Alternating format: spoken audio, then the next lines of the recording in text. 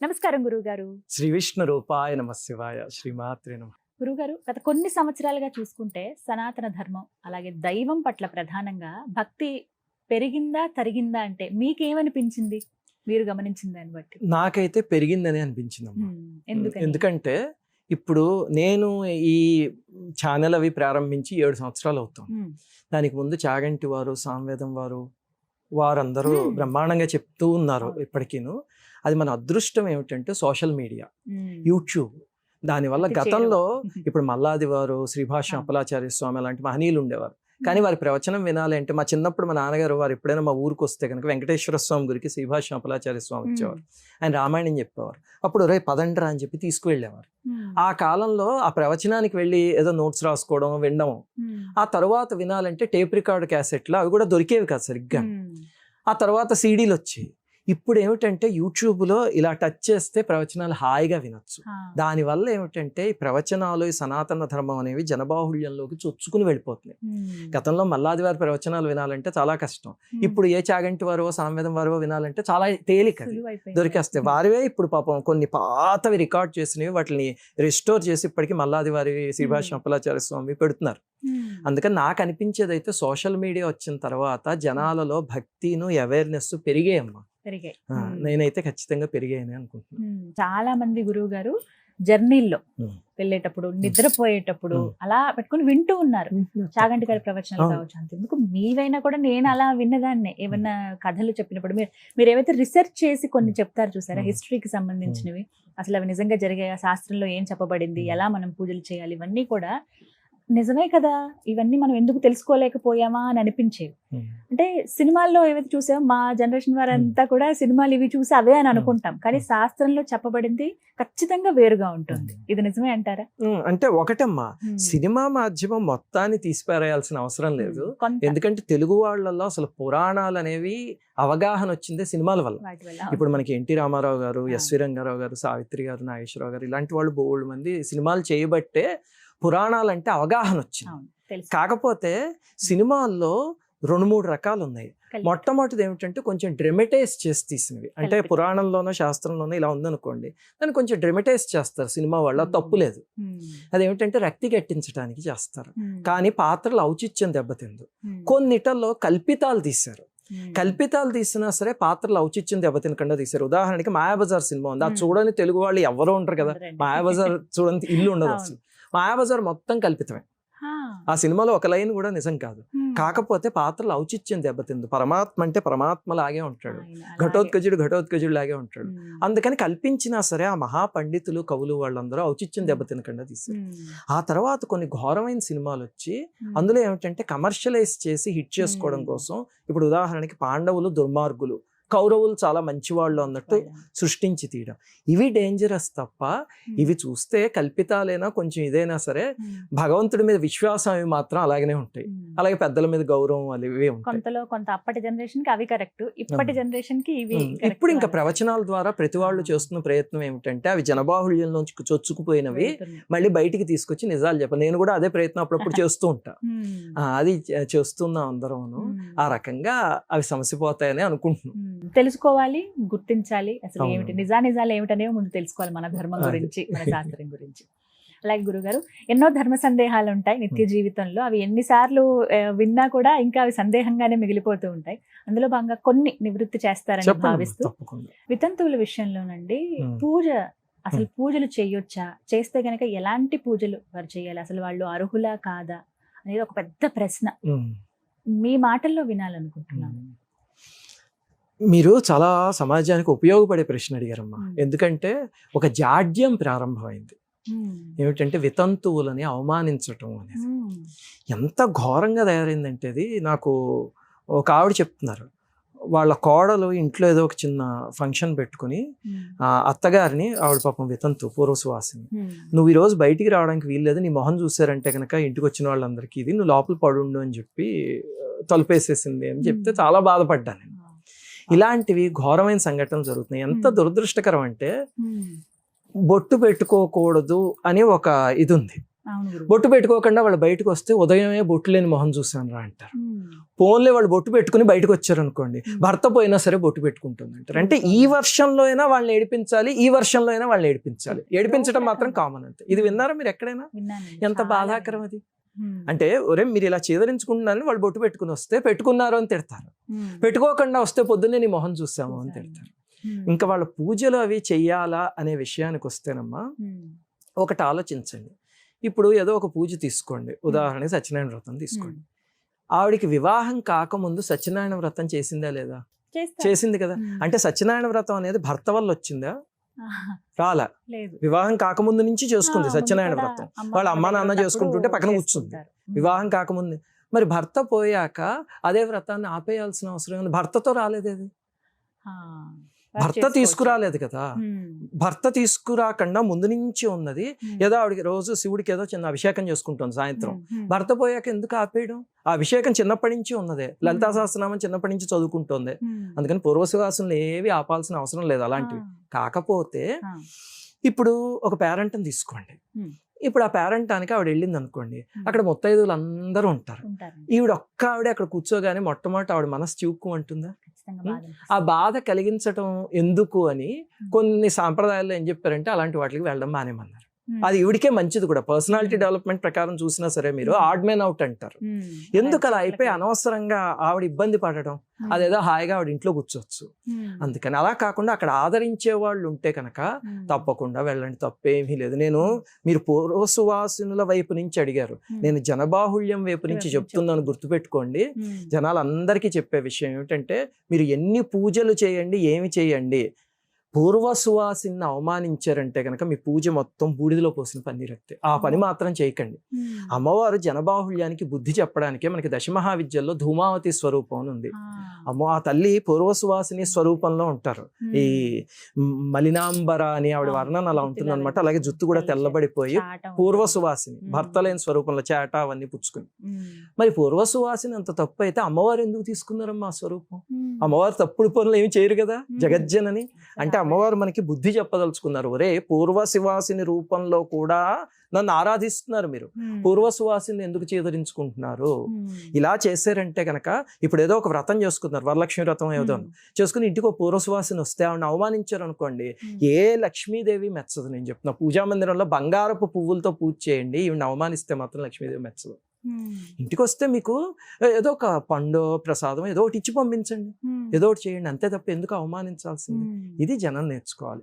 వాళ్ళు కూడా వాళ్ళకి కావాల్సిన పూజలు వాళ్ళకి ఇష్టం ఉన్నవి వాళ్ళు చేసుకోవచ్చు తప్ప ఇప్పుడు కుంకుమ పూజ ఇలాంటివి చేయడం మొదలు పెట్టారు అనుకోండి, వాళ్ళకే మనసు చివుక్కుమంటుంది. అంతే కదా, గుర్తొస్తుంది, భర్త గుర్తొస్తాడు వెంటనే. భగవంతుడు గుర్తు రావడం అనేసి అయ్యో భర్త అనేది గుర్తొస్తుంది. అలా కాకుండా మీకు ఇబ్బంది కలిగించని పూజలన్నీ హాయిగా చేసుకోండి. వారి మనస్సు నొప్పించకుండా వారిదే బాధ్యత అయితే వాళ్ళే జడ్జ్ చేసుకోవచ్చు. ఈ పూజ నేను చేస్తే నాకు చివుక్కుమంటుందా మనస్సు అని వాళ్ళకే అర్థమైపోతుంది, ఏ శాస్త్రం చెప్పక్కర్లే. దీనిపైన అయితే ఎన్నో డిబేట్లు కూడా నడుస్తాయి గురుగారు. అవును, కాదు ఇలాగే చెయ్యాలి, వీళ్ళకి ఇలాగే ఉంది. ఒకసారి భర్త చనిపోయిన తర్వాత తాలిబొట్టు కావచ్చు, మెట్టెలు గాని అన్ని తీసివేయాలి, అసలు బొట్టు గాని ఇవేవి పెట్టుకోవద్దని చెప్పేది ఒక చోట. కొంతమంది అయితే గురువుగారు రంగురంగులవి ఎన్ని సంవత్సరాలైనా, భర్త చనిపోయి దగ్గర దగ్గర 10-15 ఏళ్ళు అవుతున్నా కూడా ఎర్రటి వర్ణం గాని డార్క్ కలర్స్ ఆ వస్త్రాలు కూడా, ఆ చీరలు కూడా ధరించరు. అంటే ఇదే ఇంకా రాసి పెట్టుంది ఇలాగే అన్నట్టుగా భావిస్తారు. అది రాసి పెట్టడం అని కాదమ్మా. ఒకటి ఏమిటంటే పూర్వకాలంలో మీరు చూస్తే కనుక, ఇప్పుడు మా బంధువుల వాళ్ళలో ఒక ఆవిడ ఉండేవారు, చాలా పెద్ద ఆవిడ భర్త ఉన్నన్ని రోజులు అసలు ఆవిడని చూస్తే లక్ష్మీదేవి అనిపించేది. పట్టు చీరలు కట్టుకుని బంగారం పెట్టుకుని లక్ష్మీదేవి లాగే ఉండేవారు ఆవిడ. చిన్న వయసులోనే భర్త, ఆవిడకి నాకు తెలిసి అప్పటికి 40 ఏళ్ళు ఎంతో ఉంటాయి, భర్త వెళ్ళిపోయారు. వెళ్ళిపోయిన తర్వాత మేము ఒక 4 రోజులకి వెళ్ళాం మళ్ళీ ఆ ఊరు.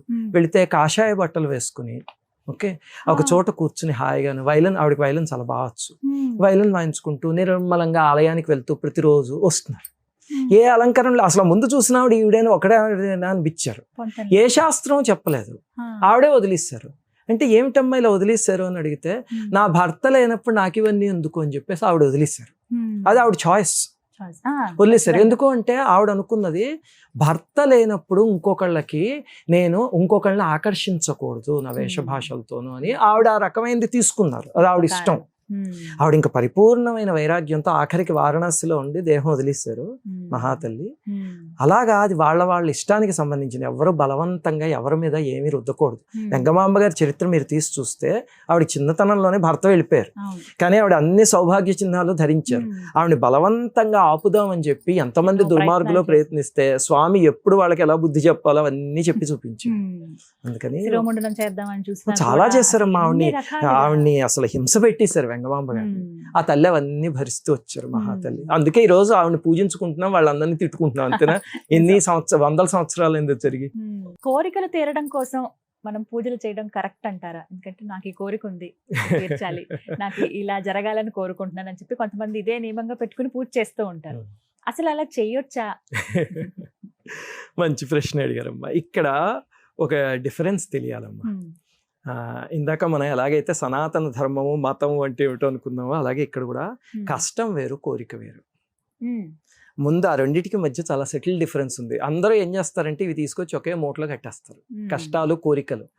కష్టం వేరు కోరిక వేరు. కష్టం అనేది నెసెసిటీ, కోరిక అనేది లగ్జరీ. ఇప్పుడు మనకి జీవితంలో ప్రతిరోజు అన్నం తినడం అనేది నెసెసిటీ. ఓకే, బెంజిలో తిరగడం అనేది లగ్జరీ. ఆటోలో వెళ్ళొచ్చు, ఆటోలో వెళ్ళడం నెసెసిటీ, ఎందుకంటే 20 కిలోమీటర్లు నేను నడవలేను అని ఆటోలో వెళ్ళొచ్చు. బెంజిలో తిరిగితే లగ్జరీ అది. అలాగే కష్టాలు అనేవి అన్ని నెసెసిటీస్, కోరికలు అనేవి లగ్జరీస్. మీకు అర్థమయ్యే భాషలో చెప్తా. ఇప్పుడు ఒక మనిషి ఉన్నాడు, ఆ మనిషికి ఏదో అనారోగ్యం వచ్చింది. వచ్చి పాపం ఎన్ని హాస్పిటల్స్ తిరిగాడు, లక్షల రూపాయలు ఖర్చు పెట్టాడు. అయినా సరే అతని ఆరోగ్యం మాత్రం దొరకలే అతనికి. అది కష్టం. దాన్ని భగవద్ ఆరాధన చేసి తీర్చుకోవచ్చు. ఎందుకంటే మనకి శాస్త్రంలో పూర్వజన్మ కృతం పాపం వ్యాధి రూపేణ పీడ్యతే అని ఉంది. అందుకని పూర్వజన్మలో కరడగట్టిన ప్రారంధం ఉంటే కనుక అది వ్యాధి రూపంలో వస్తుంది అని ఉందన్నమాట. అందుకని అది పూజ చేసి తీర్చుకోవడానికి మనకి సనాతన ధర్మంలో ఎన్ని ప్రక్రియలు ఉన్నాయో, దానికి రామాయణంలో కొన్ని ఉన్నాయి, అలాగనే ఈ చంద్రశేఖరాష్టకం లాంటివి చేయొచ్చు. అలాంటివి బోల్డ్ ఉన్నాయి రోగాలను తగ్గించుకోవడానికి. అవన్నీ మనం చెయ్యాలనే మహర్షులు ఇచ్చారు, అందుకని అవి ఏమీ తప్పులేదు. ఇవి కష్టాలు.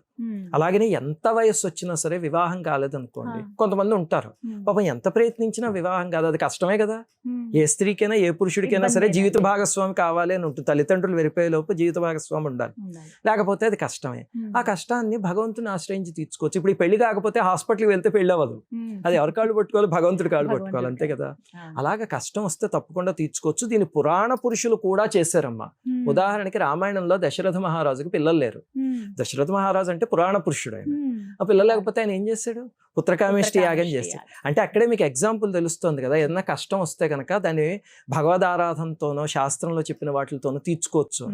అలాగనే పార్వతీదేవికి సంతానం కావాలి అంటే నారాయణుడిని పూజించి గణపతిని సృష్టించింది అని మనకి వినాయక చవితి కథలో వస్తుంది. అలాగే శ్రీకృష్ణ పరమాత్మకి జాంబవతీ దేవితో సంతానం కావాలి అని పరమేశ్వరుణ్ణి పూజించి ఆ పుట్టిన పిల్లవాడికి పరమేశ్వరుడు అనుగ్రహంతో పుడితే సాంబా అని పేరు పెట్టాడు. శివుడి పేరు సాంబుడి కథ ఉంది కదా మనకి, ఆ సాంబా అనే పేరు అక్కడి నుంచి వచ్చింది. మరి శ్రీకృష్ణ పరమాత్మ అంతటి దేవుడు ఎందుకు చేసాడు అది అంటే ఆయన చూపించాడు మనకి ఎలా నడవాలి అని.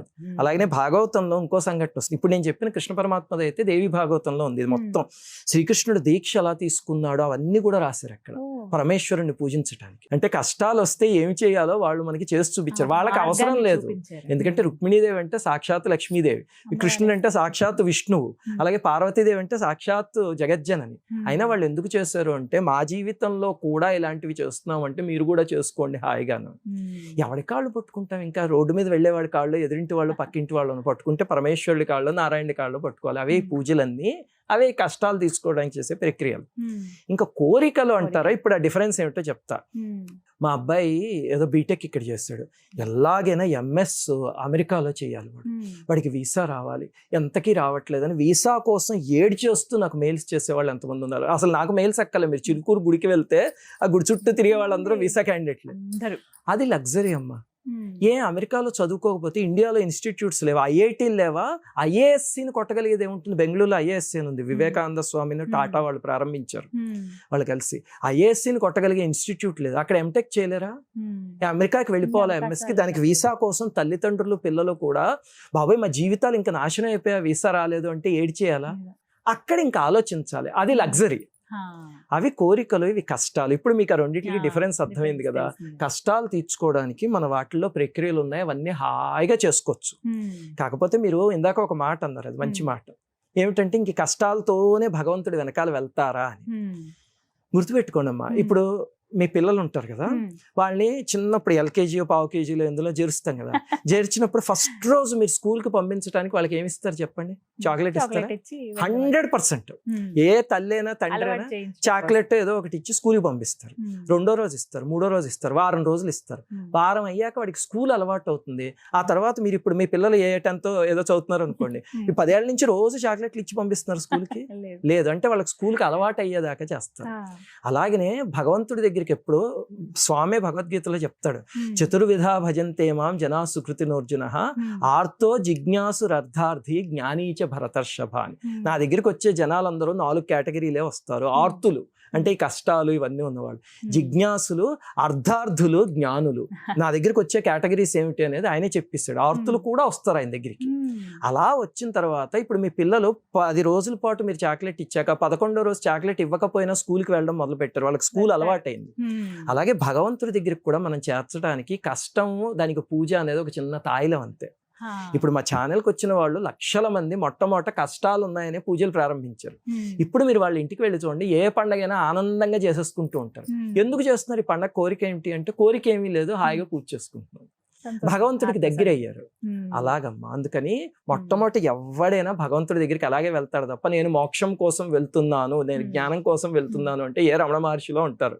మనలాంటి వాళ్ళు అలా మాట్లాడుతున్నాం అంటే అది అబద్ధం అని అర్థం. ఎవరైనా కోరిక కోసమే వెళ్తారు, వెళ్ళాక భగవంతుడికి ఆకర్షింపబడి ఇంకా హాయిగా నిండు మనసుతో పూజ చేసుకుంటారు. అందులో ఏం తప్పు లేదు. అంతే, ట్రాన్స్ఫర్మేషన్. చిన్నపిల్లాడు స్కూల్ ఎగ్జాంపుల్ అంతే. అలాగే గురువుగారు, అంటే పూజలు చేసినంత మాత్రాన మనం చేసిన పాపాలన్నీ నశించేస్తాయా అని అడుగుతూ ఉంటారు కొంతమంది. వాటికి సమాధానం? మంచి ప్రశ్న, మీరు చాలా ప్రాక్టికల్ క్వశ్చన్స్ అడుగుతున్నారు. ఇలాంటివి ఛానల్లో కూడా అడుగుతూ ఉంటారు, మాకు తీరిక కుదరక చెప్పం. సరే, ఇప్పుడు చెప్తా. ఒకటి ఆలోచించండి అమ్మా, మనకి పాపకర్మ ఉంటుంది, పుణ్యకర్మ ఉంటుంది. కర్మ అంటే 2 ఉంటాయి. మళ్ళీ సామాన్యంగా కర్మ అనేది అందరూ దుష్కర్మకే ఉపయోగిస్తారు, కానీ పుణ్యకర్మ ఉంటుంది, పాపకర్మ ఉంటుంది. ఈ కొండలో ఇది అకౌంట్స్ అనుకోండి, ఇది ఒక అకౌంట్, బ్యాంక్ అకౌంట్, ఇది ఇంకొక బ్యాంకుల అకౌంట్. ఈ అకౌంట్లు ఎంత ఉన్నాయన్న దాన్ని బట్టి మన జీవితంలో సుఖంగా ఉన్నామా, కష్టాల్లో ఉన్నామా అనేది తెలుస్తుంది. ఈ పాపపు కర్మ కొండంత ఉందనుకోండి, ఈ పుణ్యం ఇంతే ఉందనుకోండి, అప్పుడు మన లైఫ్ అంతా కష్టాలే ఉంటాయి, అవి అనుభవిస్తూనే ఉంటాం. ప్రతిరోజు ఎంత అనుభవించినా తరగదు. ఈ కొండ పెద్దది ఉందనుకోండి, సుఖాలు అనుభవిస్తూ ఉంటాం.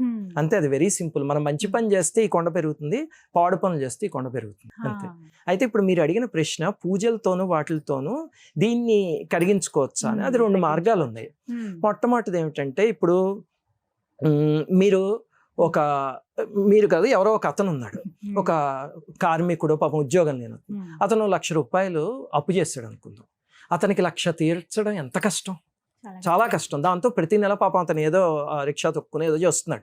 చేస్తుంటే ప్రతి నెల అతనికి వచ్చే సంపాదన కొన్ని వేలు ఎంతో ఉంటుంది. ఈ 1,00,000 రూపాయలు అప్పు తీర్చాలి అంటే వచ్చినట్టే పోతూ ఉంటుంది, ఇంకా తిండి కూడా గడవదు, అంతేనా? ఇప్పుడు అతనికి 100 కోట్లు సంపద దొరికింది అనుకోండి, ఈ 1,00,000 అప్పు అలాగే ఉంది, 100 కోట్ల సంపద దొరికింది. అప్పుడు ఈ నొప్పి తెలుస్తుందా? తెలియదు. 1,00,000 అక్కడే ఉంది, కానీ ఆ నొప్పి తెలియదు, అంతే కదా. ఇది కూడా సేమ్ అదే అనాలజీ తల్లి. ఏమిటంటే, ఇక్కడ మన పాపం ఎంత ఉంది, పూజ చేస్తారనుకోండి, పుణ్యక్షేత్రాలకు వెళ్ళారనుకోండి, దానాలు చేస్తారనుకోండి, వీటి వల్ల పుణ్యం పెరుగుతుంది. ఇది మనం విపరీతంగా పెంచేసుకున్నాం అనుకోండి, అప్పుడు ఇది అక్కడే ఉన్నా సరే అసలు మనకి దాని ఇంపాక్ట్ తెలియదు. మనం అది కరిగిపోయింది అనుకుంటాం, కానీ కరగదు, అది అక్కడే ఉంటుంది, కానీ దీనివల్ల తెలియదు అది. అంటే ఇప్పుడు వీడికి 100 కోట్లు వచ్చాక వీడి 1,00,000 తీర్చాలి అంటే 1 నిమిషంలో తీర్చేసుకోవచ్చు, దానివల్ల ఈ నొప్పి అతనికి తెలియదు. ఇది పెంచుకోవడానికి పూజలు, పుణ్యక్షేత్రాలు, దానాలు ఇవన్నీ ఒక మార్గం. రెండోది ఏమిటంటే, ఈ పూజా ప్రక్రియల్లో వాటిల్లో కొన్నిటికి కర్మని కరిగించే శక్తి కూడా ఉంది, కొన్నిటికి పుణ్యాన్ని పెంచే శక్తి మాత్రమే ఉంటుంది, కొన్నిటికి కర్మని కరిగించే శక్తి ఉంటుంది. వాటిని పట్టుకుంటే కనుక కర్మని కూడా కరిగించుకోవచ్చు. ఇప్పుడు ఉదాహరణకి మీరు కనకధార స్తోత్రం తీసుకోండి. అక్కడ ఒక పేద బ్రాహ్మణి ఇంటికి శంకరాచార్యుల వారు వెళ్ళారు. ఆవిడికి పాపం అసలు తినడానికి తిండి లేదు, కట్టుకోవడానికి సరైన బట్టలు లేవు, పూరి ఇల్లు అది. అది చూసి ఆయన బాధపడి అమ్మవారిని, అమ్మ నువ్వు వీళ్ళకి సంపద అనుగ్రహించాలి. కనకధారకి ముందు కొన్ని శ్లోకాలు ఉన్నాయి, అవి చదివితే తెలుస్తుంది. అమ్మ నువ్వు వీళ్ళకి సంపద ఇవ్వాలి అంటే లక్ష్మీదేవి కనిపించానికి మనోనేత్రానికి చెప్తుంది, వీళ్ళు పూర్వజన్మలో ఏ పుణ్యము చేయలేదు, వీళ్ళకి దుష్కర్మ ఉంది, నేను ఇవ్వను అని చెప్పేసి అమ్మవారి వైకుంఠానికి వెళ్ళిపోతారు ఆయన కనిపించి. అప్పుడు ఆయన కనకధార చేసి ఆవిడ కర్మని కరిగించి ఆవిడ ఇంటి ముందు బంగారు పుసిరికాయలు కురిపించారు. కనకధార స్తోత్రానికి కర్మని కరిగించే శక్తి ఉంది, అందులో తీసుకొచ్చి ఆయన మంత్రశక్తిని నిక్షిప్తం చేస్తారు. అందుకే ఆర్థిక సమస్యలు ఉన్నవాళ్ళు బోలెడంత మంది కనకధార స్తోత్రం చదివితే ఇప్పటికీ ఆ కర్మ కరిగి, ఇది చెయ్యకపోయినా సరే ఈ స్తోత్రం వల్ల కర్మ కరిగి బాగుపడిన వాళ్ళు ఉన్నారు. నియమం ఉంటుందా గురువు గారు? అంటే స్తోత్రాలకి నియమాలు తక్కువ అమ్మా. మంత్ర సాధన చేయాలంటే ఈ కనకధారస్తవానికి మూలం కమలాత్మిక మంత్రం, ఇందాక నేను చెప్పింది. అది చేయాలంటే అమ్మో ఎన్ని నియమాలు ఉంటాయో, చాలా శ్రద్ధగా చేయాలి, చాలా కష్టం అలాంటివి చేయడం. కానీ కనకధార స్తోత్రం చదువుకునేటప్పుడు నియమాలు చాలా తక్కువ ఉంటాయి. అంటే చెప్పాలంటే మనకి కాన్సన్ట్రేటెడ్ ఫామ్ ఉంటుంది. ఇప్పుడు యాసిడ్స్ ఉన్నాయి మన కెమిస్ట్రీ ల్యాబ్లో, ఒక కాన్సన్ట్రేటెడ్ యాసిడ్ చుక్క మీద పడింది అనుకోండి కనబడిపోతుంది, అందుకని దానికి గ్లౌజ్లు వేసుకోవడం అన్నీ చేయాలి. డైల్యూట్ అయిపోయింది అనుకోండి, ఏ సల్ఫ్యూరిక్ యాసిడ్ ఏదో ఒకటి, అప్పుడు అది చుక్క పడినా సరే ఏం అవ్వదు. అలాగనే ఇప్పుడు మీరు నిమ్మకాయ పిండుకు తాగేశారు అనుకోండి సిట్రిక్స్, అది లోపల ప్రమాదం. అది దాన్ని చక్కగా నిమ్మకాయ నీళ్లు కలుపుకుని తాగారు అనుకోండి, డైల్యూట్ చేసి. మంత్రం కాన్సన్ట్రేటెడ్ ఫామ్ అయితే స్తోత్రం డైల్యూటెడ్ ఫామ్. స్తోత్రం ఎవరైనా చేసుకోవచ్చు, దానికి పెద్ద నియమాలు ఏమీ ఉండవు. మామూలుగా ధర్మబద్ధమైన జీవితం నడుపుకుంటుంటే ఎవరైనా చదువుకోవచ్చు. అందుకే మన ఛానల్లో స్తోత్రాలే చెప్పేది.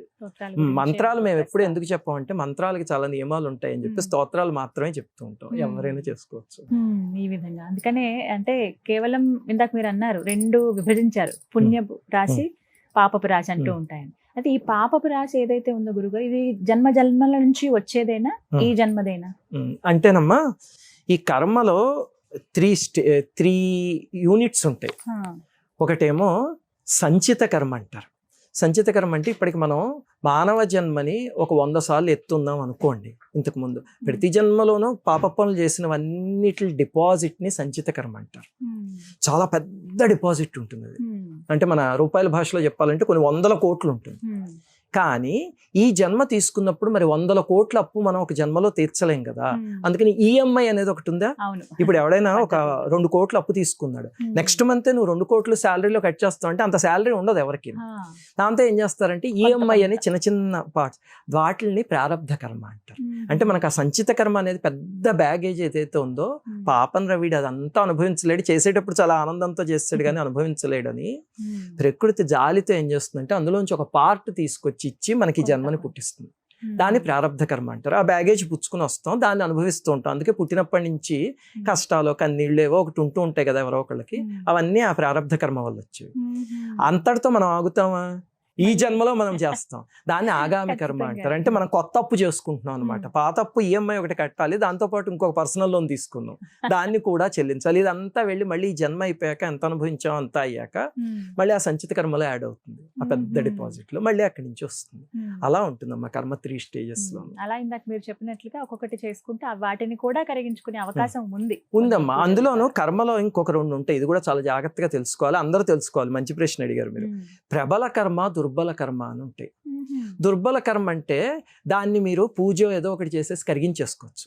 ప్రబలమైన కర్మ ఉంటుంది, దాన్ని మాత్రం కరిగించడం చాలా చాలా చాలా కష్టం. దానికి ఏదో తపస్సో మంత్ర సాధన విపరీతంగా చేసో లేకపోతే ఎవరో మహాత్ములు అనుగ్రహించో దాన్ని కలిగించగలరు తప్ప ప్రబల కర్మని కరిగించుకోవడం చాలా కష్టం. ఆ ప్రబల కర్మ ఉంటేనే జీవితంలో ఇంకా చాలా దారుణంగా ఉండి అది ఎవ్వరూ తీర్చలేనటువంటి కొన్ని సమస్యలు ఉంటాయి. ఎలా ఏర్పడుతుంది? కొంతమంది పాపం పుట్టినప్పటి నుంచి ఇబ్బందులు ఉన్న వాళ్ళు కొంతమంది ఉంటారు. ఎందుకు ప్రకృతి అలా పుట్టించింది? ఎందుకు అలా పుట్టించి? ప్రకృతికి ఎవరి మీద పక్షపాతం ఉండదు కదా. మరి పాపం ఈ శిశువుని ఎందుకు అంత ఇబ్బందితో పుట్టించి ఇంకా జీవితకాలం ఇబ్బందితోనే ఆ శిశువు బతికేలాగా ఎందుకు చేసిన ప్రకృతి అంటే, ఉదాహరణకి పూర్వజన్మలో ఎవరినో హత్య చేసి వచ్చాడు అనుకోండి, దాన్ని మరి ప్రకృతి ఎలా హత్య చేసినప్పుడు చాలా ఆనందంగా చేస్తూ ఉంటాడు కదా, అది ఏదో కక్షతోనో. నిన్నో ఈరోజు ఎవరిదో పంపించాడు మా అడ్మిన్, 5 రూపాయల కోసం అని ఎవరో ఒక వృద్ధుడిని చంపేసాడు ఎవరో ఒకరు. ఎంత ఘోరం అది, దారుణం అది. ఖచ్చితంగా అది ప్రబల కర్మ, దాన్ని అనుభవించి తీరాలంతే. దాన్ని తప్పించలేదు. ఎన్ని పూజలు చేసినా సరే పుణ్య అకౌంట్ పెరుగుతుంది తప్ప ఆ కర్మ మాత్రం తరగదు. అలా కాకుండా చిన్న చిన్న ఉంటాయి, దుర్బల కర్మలు అంటారు వాటిని. అంటే మనం చేసిన చిన్న చిన్న పాపాలు. ఇప్పుడు ఎవరినో ఒక దంపతుల్ని చెప్పుడు మాటలు చెప్పి విడగొట్టారు అనుకోండి, తర్వాత వీళ్ళకి వైవాహిక జీవితంలో ఇబ్బంది రావడం లేకపోతే వీళ్ళకి పెళ్లి కాకపోవడం జరుగుతుంది, అది దుర్బల కర్మ. దాన్ని పూజ చేసేసి తొలగించుకోవచ్చు హాయిగా. అది అందుకే కొంతమంది మా కష్టాలు పూజలు చేస్తే తీరిపోయాయి అంటారు, కొంతమంది తీరలేదంటారు. ఏమిటి దానికి ఆన్సర్ అంటే ప్రబల కర్మ ఉంటే తీరదు, దుర్బల కర్మ ఉంటే తీరుతుంది. ఆ ప్రబల కర్మ కూడా తీవ్రమైన జపం కానీ తపస్సు కానీ చేయగలిగితే దాన్ని కూడా తీర్చుకోవచ్చు. అందుకే వ్యత్యాసం చూస్తామండి గురుగారు. చాలా మంది ఇదే దేవుడు వాళ్ళకి కనికరించాడు కానీ మాకు కనికరించలేదు అని ఒక మాట అనేస్తూ ఉంటారు. అదే కారణం. దైవనిందే. ఇప్పుడు మీకు బ్యాంకులో 10 లక్షల అప్పు ఉంది అనేది తెలుస్తుంది, దాన్ని ఈ నెల తీరుస్తామా ఎన్ని నెలల్లో తీరుస్తామా అని తెలుస్తుంది. దురదృష్టవశాత్తు కర్మ ఏమిటంటే ఎంత డిపాజిట్ ఉంది అనేది మనబోటి వాళ్ళకి తెలియదు. మహాత్ములు అయితే చూసి చెప్పగలరు దివ్య దృష్టితో. అలాంటప్పుడు సాధన చేసుకుంటూ కొంచెం కొంచెం కరిగించుకోవడం. అది ఇంత ఉంది అనుకోండి, కరగడానికి టైం పడుతుంది. ఇంతే ఉంటే వచ్చే నెలకి కరిగిపోతుంది కర్మ. అంతే. అయితే నేను విన్నాను గురుగారు, గురు సాంగత్యంలో ఉన్నా గానీ గురువు గారి దగ్గర సేవ చేసుకున్నా కానీ ఇవి కొంతలో కొంత నివృత్తి అవుతాయి అని అంటారు. అమ్మాయి కర్మ కరిగించుకోవడానికి పూజ ఒక మార్గం అయితే, అంతకన్నా బెస్ట్ మార్గం ఏమిటంటే ఆర్తులకి సేవ చేయడం. ఏదో ఒక రూపంలో సేవ చేయండి ఆర్తులకి. చేస్తే కనుక ఖచ్చితంగా కర్మ తీరుతుంది. మీకు ఒక ఉదాహరణ చెప్తా. అది ఒక మహాత్ముడి దగ్గర జరిగిన సంఘటన. ఏమిటంటే ఒక ఆయనకి విపరీతమైన ఉబ్బసం, దాంతో పాపం ఎన్ని ఆస్తమా, ఎన్ని హాస్పిటల్స్కి వెళ్ళినా ఏం చేసినా ఆయనకి తగ్గలేదు. తగ్గకపోయేసరికి అంటే ఇంకొక ముఖ్యమైన విషయం ఏంటంటే, నేను చెప్పాను కదా అని ఆ ఆస్తమా ఉన్న వాళ్ళందరూ దీనికి రిలేట్ చేసేసుకోకండి. ఇది ఒక సంఘటన మాత్రమే, అంతేగాని దీన్ని జనరలైజ్ చేయడం, ఎక్స్ట్రాపులేట్ చేయడం చేయకూడదు. ఒకళ్ళ జీవితంలో జరిగిన సంఘటన. ఎందుకంటే ఈ మధ్యకాలంలో ఏ చెప్పినా సరే దాని నుంచి అపార్థాలు తీస్తున్నారు, అందుకని ముందే చెప్తున్నాను. అయితే ఏమైందంటే ఒక మహాత్ముడి దగ్గరికి వెళ్ళాడు. వెళితే ఆయన ఏదో సాధన చేసుకో తగ్గుతుంది అంటే ఇంకా ఆయన్ని వేధించడం మొదలు పెడితే అప్పుడు ఆయన చెప్పాడు, పూర్వజన్మలో నువ్వు ఒకళ్ళకి ఊపిరి ఆడకుండా తలకు ఒకటి చుట్టేసి చంపేసావు, అందుకే నీకు ఇది ఇచ్చింది. అప్పుడు ఇతనికి అర్థమైంది ఏమిటంటే, కొన్నేళ్ల క్రితం నాడీ గ్రంథానికి వెళ్ళాట. వెళితే వాళ్ళు కూడా అదే చెప్పారు అని ఇప్పుడు గుర్తొచ్చింది మహాత్ముడు చెప్పాక. అప్పుడు ఏం చేయాలి అని అడిగితే ఆయన ఈ రకమైన సమస్యలు ఉన్న హాస్పిటల్స్ తీర్చే ఉంటాయి కదా, అక్కడికి వెళ్ళి వాళ్ళకి సేవ చేయని చెప్పారు. అతను తీవ్రంగా సేవ చేయడం మొదలు పెట్టేసరికి, అతను చాలా సంపన్నుడే, పాపం ఇబ్బందితో రాత్రి అయితే నిద్ర పట్టేది కాదు. సేవ చేయడం మొదలు పెట్టేసరికి అది తగ్గడం మొదలు పెట్టింది. అది చూసారు కదా, ఇప్పుడు కర్మ అనేది అలా పనిచేస్తుంది. అలా చెప్పే వాళ్ళు కూడా, అలాంటి మహాత్ములు పూర్వజన్మ జ్ఞానం ఉన్న వాళ్ళు, అలాంటి వాళ్ళు ఉంటే అప్పుడు తెలుస్తుంది. వాళ్ళు కూడా సామాన్యంగా జన్మాంతర జ్ఞానం ఎప్పుడు చెప్పరు. సాధన చేసే వాళ్ళకైతే కనుక వాళ్ళని చూస్తే అర్థం అవుతుంది వీళ్ళు ఏం కర్మ చేస్తుంటారు అని. కానీ వాళ్ళు సామాన్యంగా చెప్పరు, ఎందుకంటే అవతల వాళ్ళలో తీసుకునే అంత మెచ్యూరిటీ ఉండదు. ఇప్పుడు ఈయన ఏదో అది కరిగించుకోవడానికి చేశాడు, కరిగింది సంతోషం, కానీ వాళ్ళు అలా తీసుకోరు, వాళ్ళు వేరే రకంగా చూస్తారు. అందుకే ఎప్పుడు కూడా జన్మాంతర జ్ఞానం ఎవరికి ఇవ్వరు. అలా చెప్పకూడదని కూడా అంటారు కదా. కూడదమ్మా, అన్నట్టుగా వేరే అర్థాలకే వెళ్ళిపోతుంది. కరెక్ట్, అది తెలిసినా సరే చెప్పకూడదు. అలా జ్ఞానం గురించి మాట్లాడేటప్పుడు అండి, జ్ఞానం అంటే అది వైరాగ్యమేనా, జ్ఞానం పొందాము అని అంటే గనక అనేది ఒక పెద్ద ప్రశ్న ఈ రోజుల్లో. అంటే ఇంక జీవిత వైరాగ్య స్థితికి వెళ్ళిపోయామంటే ఇంక ఈ భౌతిక ప్రపంచంతో మనకి ఇంకా సంబంధం లేదు అనే స్థితికి వెళ్ళిపోతున్నారు చాలా మంది. ఆ మార్గంలోకి వెళ్ళాలన్నా కూడా భయపడే పరిస్థితి. అలాంటి వీడియోలు కానీ అవన్నీ ప్రవచనాలు కానీ అవి మాకు వద్దండి, దేవుడి గురించి చెప్పండి, పూజల గురించి చెప్పండి, వింటాం అని అంటారు తప్పితే అసలైనది ఏమిటి, పరమార్థం ఏమిటి, మన పుట్టుక అనేది తెలుసుకోవడానికి ప్రయత్నిస్తారు. మీకు మళ్ళీ అర్థం అవడానికి ఒక తేలిక ఎగ్జాంపుల్ చెప్తా. ఇప్పుడు ఒక కుర్రాడు ఉన్నాడు, అతనికి లవ్ ఫెయిల్యూర్ అయింది అనుకున్నాం. ఈ కాలంలో అవి సామాన్యం కదా. ఒక గదిలోకి వెళ్ళి తలుపేసేసుకుని నాకు ఇంక ప్రపంచంతో సంబంధం లేదు, నాకు ఎవడో వద్దు, నేను ఎవరితోనూ మాట్లాడను అని గడుపుతున్నాడు. రమణ మహర్షి లాంటి జ్ఞాని దేనికి అంటకుండా ఎవరితో సంబంధం లేకుండా ఆయన బతుకుతున్నారు. ఇద్దరిది ఒకటే కేసా? కాదు. ఇతనిది విరక్తి, ఆయనది వైరాగ్యం. ఆ రెండు, విరక్తికి వైరాగ్యానికి చాలా సెటిల్ డిఫరెన్స్. ఇతనిది విరక్తి, మళ్ళీ రేపు పొద్దున అతనికి కావాల్సింది వస్తే మళ్ళీ ఫుల్ స్పీడ్తో వెళ్ళిపోతాడు. ఏంది వైరాగ్యం. వైరాగ్యం వచ్చిన వాళ్ళు భగవద్గీతలో పద్మపత్రం ఇవాంభస అంటారు. అంటే తామరాకు చూడండి ఎప్పుడు నీళ్లలోనే ఉంటుంది, కానీ ఒక బొట్టు కూడా మీరు ఇలా పైకి తీసి ఒక దులిపితే క్లీన్ అయిపోతుంది, అంటే ఒక ఇంత తడి కూడా ఉండదు, కానీ ఎప్పుడు ఉండేది నీళ్లలోనే. రమణ మహర్షి లాంటి మహనీయులు, జ్ఞానులు అలా ఉంటారు. అది వైరాగ్యం. అది జ్ఞానం వల్ల వస్తుంది. అదొక ప్రీరిక్విజిట్ కూడా. మెల్లిగా జ్ఞానం వైరాగ్యం అనేవి ఇలా ఒకదానితో ఒకటి పెనవేసుకుని ఉన్నవి. అది రెండోది విరక్తి. ఈ విరక్తి పుట్టించే ప్రక్రియలు కొన్ని ఉన్నాయి. అలాంటి వాటికి వెళ్తే జీవితం అంటే విరక్తి వస్తూ ఉంటుంది. ఈ మధ్య కొన్ని మార్గాల్లో అయితే మీరు పెళ్లి చేసుకోకూడదు, మీరు అలా ఉండిపోవాలి, అవన్నీ ఏమిటంటే బలవంతంగా వాళ్ళని తీసుకురావడం. రమణ మహర్షి వివాహం చేసుకోలే, ఎందుకంటే ఆయన బ్రహ్మజ్ఞాని, ఆయనకి అవసరం లేదు చేసుకోలే. మామూలు ఒక బ్రహ్మచారికి వివాహం అవసరం సృష్టిని ముందుకు నడపడానికి. వాడిని ఒక సాధనా మార్గంలోకి ఎందుకులోకి తీసుకువెళ్ళి నీకు అందరూ సోదరీమణులు అవుతారు, నువ్వు ఎవరిని వివాహం చేసుకోకూడదు అని చెప్పారు అనుకోండి, అప్పుడు వాడిని గోతిలోకి దింపుతున్నారు అని అర్థం. అది తప్పు. మనకు అర్థం అవుతుంది అసలు శాస్త్రంలో ఏం చెప్పారో, ఇప్పుడు రాముడో పాండవులో ఏది పాటించారో కృష్ణ పరమాత్మ, అది మనం పాటించవలసిన మార్గం. అది మనందరికీ ఉదాహరణ కింద ఉండడానికి రాములు వారు లాంటి వాళ్ళు చూపించారు. అది జ్ఞానులతో మాత్రం మనం కంపేర్ చేసుకోకూడదు. అందుకే ఒక చోట ఒక అంటారు, యూ షుడ్ నాట్ ఇమిటేట్ అజ్ఞాని, యూ కెనాట్ ఇమిటేట్ జ్ఞాని అని. నిజమండి, అదైతే చాలా అంటే ఇప్పుడు వచ్చిన ఆలోచన వైరాగ్యం అని అనగానే ఇదే ఆలోచన వస్తుంది. అది విరక్తమ్మ, వైరాగ్యం అది ఖచ్చితంగా విరక్తే అవుతుంది. ఎందుకంటే మళ్ళీ బౌన్స్ బ్యాక్ అవుతారు. అంతే అవుతారు. ఈ విరక్తి వచ్చిన వాళ్ళు అంటే ఒక బంతిని ఇలా వెనక్కి లాగుతున్నారు అని అర్థం. ఏదో ఒక నాడు వదులుతారు, అంతకన్నా డబుల్ స్పీడ్తో అది అటుపక్కకి వెళ్ళిపోతుంది. అది జ్ఞానం వచ్చిన వాళ్ళు, వైరాగ్యం వచ్చిన వాళ్ళు అయితే వాళ్ళ జీవితం, మీరు రమణ మహర్షి పుస్తకాలు చదవండి, నిజమైన జ్ఞానం నిజమైన వైరాగ్యం అంటే ఏమిటో అర్థం అవుతుంది. డిటాచ్డ్ అటాచ్మెంట్ అనమాట. ఇప్పుడు ఆయనకి సర్కోమా వ్యాధి వచ్చింది, వస్తే ఆపరేషన్ చేస్తుంటే నాకు మొత్తం ఏం అక్కర్లేదు అన్నారు అని మనం టీవీలో ఎవరికైనా సర్జరీ చేస్తుంటే చూస్తాం, అలాగే ఆయన చేతికి చేస్తుంటే అలా చూస్తూ కూర్చున్నారు, నొప్పి లేదు ఏమీ లేదు. ఏమిటి అంటే ఇది వేరు నేను వేరు అనే స్థాయికి ఆయన వెళ్ళిపోయారు. మనం రమణ మహర్షిని ఇమిటేట్ చేద్దాం అని చెప్పి నాకు మత్తు ఇవ్వకుండా చెయ్యండి అంటే అరుస్తాం అక్కడ. అది వాళ్ళని మనం ఇమిటేట్ చేయలేం. అది వైరాగ్యం, అది జ్ఞానం, ఇది విరక్తి.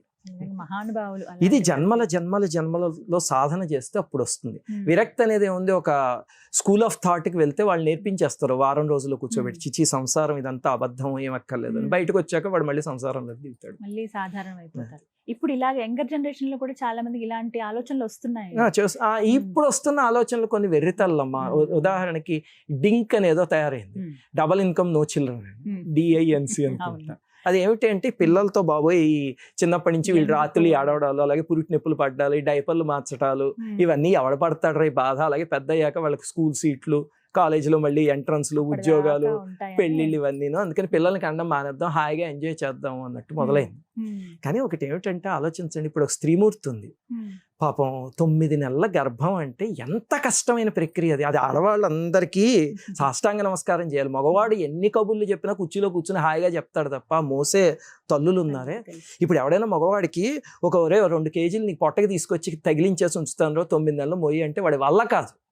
ఆ స్త్రీమూర్తిని భగవంతుడు అలా సృష్టించాడు. చూడండి, ఇప్పుడు ఆవిడ అంత కష్టపడుతుందా, చివరికి అయితే పొట్ట కోసి తీస్తారు, లేకపోతే శరీరాన్ని చీల్చుకుని బయటకు వస్తాడు. అంటే ఎంత బాధాకరమైన ప్రక్రియ అయినా సరే పురిటి బిడ్డను చూసుకోగానే ఆనందపడిపోతుంది. బాధ అంతా ఎందుకు? భగవంతుడు చేయగలిగే సృష్టిని మళ్ళీ తను చేయగలిగింది, ఇంకెవరూ చేయలేరు. భగవంతుడు ఒక్కడు సృష్టి చేయగలడు, మళ్ళీ సృష్టి చేయగలిగింది ఎవరంటే స్త్రీ రూపమే, అంతే. దాంతో సృష్టి లాంటి ప్రతి సృష్టి మళ్ళీ చేసింది కాబట్టి ఆ పురిటి బిడ్డను చూసుకుని ఆనందపడుతుంది. ఆ ఆనందాలన్నీ డింక్లో వస్తాయా? డబల్ ఇన్కమ్, ఏదో రిసార్ట్లు తిరుగుతారు, ఫారిన్ కంట్రీస్కి తిరుగుతారు, ట్రిప్స్కి తిరుగుతారు. ఒక పురిటి బిడ్డని చేతిలోకి ఎత్తుకున్న తల్లి నా శరీరం చీల్చుకుని బిడ్డ బయటకు వచ్చింది అనే ఆనందం ముందు ఎక్కడైనా ఈ ఆనందాలు సరిపోతాయా? అది దురదృష్టవశాత్తు సరిగ్గా చెప్పేవాళ్ళు లేక చేస్తున్న వికార పనులు అవన్నీ. జీవితాంతం ఆ తల్లికి కొడుకు ఎంత, లేకపోతే కూతురు ఎంత పెద్దవాళ్ళైనా ఆ మూమెంట్ గుర్తుండిపోతుంది. ఆ శరీరం చీల్చుకుని సృష్టి చేస్తుందంటే ఇంకెంత మహత్తరమైన జన్మది స్త్రీ జన్మ. కానీ ఇప్పటి జనరేషన్ ఇలా అయిపోయింది చాలా వరకు. అది ఊరికేనమ్మా, వెర్రితల్లు వేస్తున్నాయి అంతే. ఈ సినిమాలు అవన్నీ చూసి చెప్పేవాళ్ళు లేక, తల్లిదండ్రులు కూడా చిన్నప్పటి నుంచి బాబాయ్ భగవద్గీత చదువుతున్నాడు, మా వాడికి వైరాగ్యం వచ్చేస్తుంది, మా భగవద్గీత. వైరాగ్యం రావడం అంత తేలిక కాదు, ఒక రమణ మహర్షి రావడం అంత తేలిక కాదు. అది భగవద్గీత, మహాభారతం, లేకపోతే ఈ ప్రవచనాలు ఇలాంటివన్నీ చిన్నప్పటి నుంచి చెప్తుంటే అలాంటి వికారపు బుద్ధులు రావు, సరైన మార్గంలో వెళ్తారు. ఆ తల్లిదండ్రులు చేయాలి. వాళ్ళు ఎక్కడ వైరాగ్యం వచ్చేస్తుందని నాకు కొంతమంది తల్లిదండ్రులు తెలుసు. నువ్వు వెళ్తే పబ్బుకి వెళ్ళరా పర్లేదు, కానీ శ్లోకా క్లాసులకు మాత్రం వెళ్ళకు అనేవాళ్ళు ఉన్నారు. అదేమిటంటే అమ్మో అక్కడికి వెళ్తే ఏదో వైరాగ్యం వచ్చేస్తున్నారు, అంత తేలిగ్గా ఏమి రాదు. కానీ ధర్మం అంటే ఏమిటో తెలుస్తుంది కనీసం. అది మన బాధ్యత, తల్లిదండ్రులుగా ఖచ్చితంగా పిల్లలకి ఇవి నేర్పించాలి. ఆస్తులు ఇచ్చినా సరే అవన్నీ తరిగిపోతాయి తప్ప ఈ ఆస్తి ఇవ్వండి ఇది ఉంటుంది. చూడండి, ఇందాక మీకు నేను చెప్తున్నా, మా నాన్నగారు చిన్నప్పుడు 4వ తరగతి నుంచి అప్పటి నుంచో బలవంతంగా లలితా సహస్రనామం పూజ చేయించేవారు. చేయిస్తే నేను ఏం చేసేవాడిని, అక్కడ పూజలో కూర్చుని బాబోయ్ ఈయన బలవంతంగా ఇంత చేయించేస్తున్నారు, అప్పుడు 25 నిమిషాలు ఎంతో పట్టేది అనుకునేవాడిని. ఈ రోజు ఆయన నాకు ఇచ్చిన ఆస్తి ఎన్ని కోట్ల విలువైందో ఇప్పుడు తెలుస్తుంది. మామూలు ఆస్తులు ఇస్తే అది ఉండదు. ఈ రోజు నేను అమ్మవారి ముందు కూర్చుని ఆరాధించుకుంటూ నాకు ఏదొచ్చినా, కష్టం వచ్చినా, సంతోషం వచ్చినా అమ్మా అని అమ్మ దగ్గరికి వెళ్ళిపోతాను. వెళ్ళిపోతే అప్పుడు ఓహో ఈ అమ్మవారి చేయి పట్టుకోమని అందించింది మా నాన్నగారు అని అప్పుడు అనిపిస్తూ ఉంటుంది. అదే తల్లిదండ్రులు ఇవ్వాల్సిన ఆస్తి, అంతే. అలాగే నాన్నగారి గురించి మాట్లాడారు. ఇలాగే మీ అమ్మగారికి అండి తిరుమలలో జరిగినటువంటి ఒక ఘటన, ఆ అనుభూతి, అలాంటివి మీకేమైనా ఎదురయ్యాయా? అలాంటి అనుభవాలు ఏమైనా మీ జీవితంలో ఉన్నాయా? అంటేనమ్మా, మా అమ్మగారికి వెంకటేశ్వర స్వామి అంటే ప్రాణం. నాకు అమ్మవారు అంటే ఎలా ఇష్టం, ఆవిడకి వెంకటేశ్వర స్వామి అంటే అలా ఇష్టం. చిన్నప్పటి నుంచి ఏదున్నా వాళ్ళ ఇంట్లో ఇంత పెద్ద వెంకటేశ్వర స్వామి మూర్తి లాంటిది ఉండేట, పాదాలు ఇలా ఉండేవిట. ఆవిడ వెళ్ళి ఆ పాదాల మీద తల అంచేసుకుంటే చిన్నప్పటి నుంచి ఆవిడకి ఇంకంతే తృప్తి అనమాట. ఎంత దుఃఖం వచ్చినా ఏదొచ్చినా సరే ఆ పాదాల మీద తల అంచేస్తే ఆవిడకి తృప్తి అంతే. దాంతో ఆవిడ వెంకటేశ్వర స్వామిని ఒక తండ్రి అనుకున్నట్టే ఆవిడ పెరిగారు. దాంతో ఆవిడకి తిరుమల వెళ్తే అసలు ఒళ్ళు తెలిసేది కాదు. అయ్యి బాబోయ్, అసలు ఇంకా ఒళ్ళు తెలిసేది కదా. ఆ కాలంలో ఏమిటంటే ఇప్పట్లో కాదు, మా చిన్నప్పుడు అంతా ధర్మదర్శనం చాలా తేలిక.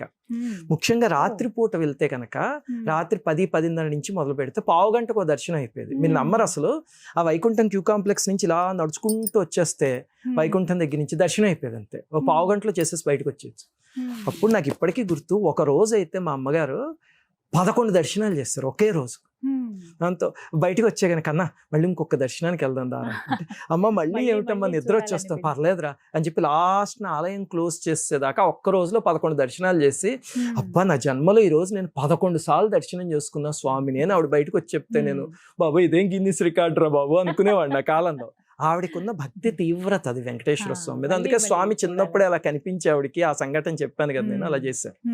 నాకేమైందంటే చూడండి, భగవంతుడు పిచ్చిక్కాలకి దారం గట్టి లాగడం అంటారు, అలాగే ఎప్పుడేది అవసరం అవుతుందో అలా చేస్తాడు. మా అమ్మగారు వెళ్ళిపోయిన తర్వాత నేను ఈ ఛానల్ మొదలుపెట్టాక తిరుమల రీసెర్చ్ చేయడం మొదలుపెట్టాను. తిరుమలలో చాలా విషయాలు గుప్తంగా ఉండిపోయాయి. మన చిన్న ఆలయం అనుకుంటాం కానీ బోల్డ్ ఉన్నాయి అందులో. దాంతో రీసెర్చ్ చేయడం మొదలు పెట్టేసరికి ఇంకా నా మనస్సు స్వామి మీద లగ్నం అవడం మొదలుపెట్టింది. అప్పుడు అన్నిటిలోకి నేను తిరుమల మూల విరాట్ ఆకర్షణ రహస్యం అని ఒక అరగంట వీడియో చేశాను. అది నా ఛానల్లో ఉన్న వీడియోల్లోనే one of the best videos అని నాకు అనిపించేది అనమాట. నాకు బాగా మనసుకి నచ్చిన ఒక 10 వీడియోలు చెప్పమంటే అందులో అదొకటి. చాలా అద్భుతమైన వీడియో అది. ఆ ఎపిసోడ్ లో నేను అసలు వెంకటేశ్వర స్వామి అంటే అక్కడ ఉన్న విగ్రహం కాదు, అక్కడ స్వామి అలా నిలుచుకుని ఉన్నాడు, మనకి విగ్రహంలా కనిపిస్తాడు అని చెప్పి పురాణంలో అసలు ఆయన ఏం చెప్పారు, ఎందుకు అలా వచ్చారు అనేది చాలా సునిశ్చితంగా వర్ణించారు అదంతా. అది చేస్తున్నప్పుడు నాకు మనస్సు లగ్నం అయిపోయింది. ఇంకా ఆ లగ్నం అయిపోయి అది అప్పుడు నాకు తిరుమల అసలైన స్వరూపం, మా అమ్మగారికి ఏ స్వరూపం కనిపించిందో అది నాకు ఆ ఎపిసోడ్ చేశాక కనిపించడం మొదలైంది. అప్పటిదాకా నేను తిరుమలకి వెళ్తే మామూలుగా నమస్కారం పెట్టుకొచ్చేయడమే. అప్పుడు నాకు అది అర్థమయ్యి, మొన్న ఈ మధ్య ఒక స్వామీజీ ఎవరో ఉన్నారు, పీఠాధిపతులకి సంవత్సరానికి ఒకసారి వాళ్ళతో పాటు 4 తీసుకువెళ్ళచ్చు. కొంతమంది పీఠాధిపతులకి తిరుమల కొండ మీద ఏదో మఠం, వాళ్ళు ఏమిటంటే ఈ కులశేఖర పడి అని ఉంటుంది గుమ్మం స్వామివారి ముందు, అక్కడ కూర్చోబెడతారు. ఆలయం మొత్తం ఇంకా దర్శనాలు ఆపేసేసి అరగంట సేపు ఆ స్వామీజీని ఆయనతో వచ్చిన 4 కూర్చోబెడతారు. కూర్చోబెట్టి స్వామిని అలా చూసుకోవచ్చు మనం. అలాగే ఒక స్వామీజీ కుక్కే అని ఒక క్షేత్రం ఉంది, ఆ స్వామీజీ వారికి నేనంటే అమితమైన వాత్సల్యం, వారు రానాన్న శ్రీనివాస్ అని చెప్పి తీసుకువెళ్ళి అక్కడ కూర్చోబెడితే అరగంట చూస్తే నాకు అప్పుడు స్వామి ఆ తత్వం ఏమిటి, ఆ దివ్యమంగళ విగ్రహం ఏమిటి అని చివరికి నేను చేసిన వీడియోలన్నీ నాకు కనిపించడం మొదలుపెట్టి హనుమాచార్యుల వారి జీవితంలో సంఘటన వస్తుంది. దాచుకోని పాదాలకు తగనే చేసిన పూజలివే, పూసే నీ కీర్తి రూప పుష్పములివే అయ్యా, దాచుకో అంటారు ఆయన. అంటే స్వామి నేను ఇన్ని కీర్తనలు రాశాను కదా, ఇవన్నీ నీ పాదాల దగ్గర అర్పిస్తున్న పుష్పాలు తీసుకో అని. అలాగా నేను అన్ని ఎపిసోడ్లు చేశాక స్వామి ఆ పువ్వులు స్వీకరించి నాకు ఈ సాక్షాత్కారాన్ని, దర్శనాన్ని కదా కలిగించావా అని చెప్పి అక్కడ కళమటి నీళ్ళు వచ్చేసాయి. అలాగే హనుమాచార్యుల వారి కీర్తన గుర్తొచ్చి అప్పుడు నాకు స్వామి నిజంగా తత్వం ఏమిటి అనేది ఆ రోజు అర్థమైంది. అది మా అమ్మగారికి జరిగినట్టు మహత్తా అంటే కాదు, కానీ నా జీవితంలో స్వామి చేసిన మహత్త వెంకటేశ్వర స్వామి ట్రాన్స్ఫార్మేషన్. మా అమ్మగారి భక్తి ఏమిటో నాకు అప్పుడు తెలిసింది. అలాగా భగవంతుడు జరిగిన సంఘటనలు వేరే వేరే ఉన్న రామాయణం వాటి వల్ల ఈ తిరుమలకి సంబంధించింది అయితే ఇది నేను మర్చిపోలేని సంఘటన.